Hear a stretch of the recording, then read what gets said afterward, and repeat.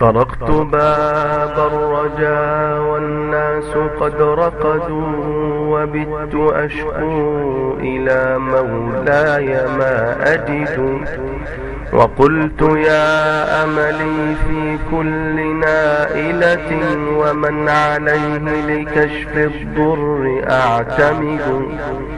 أشكو إليك أمورا أنت تعلمها، ما لي على حملها صبر ولا جلد.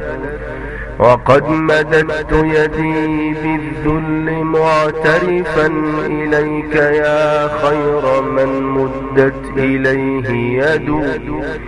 اللهم يا سامع الدعوات، ويا مقيل العثرات، ويا غافر الذلات، اجعلنا من عبادك التائبين، واغفر لنا ذنوبنا أجمعين.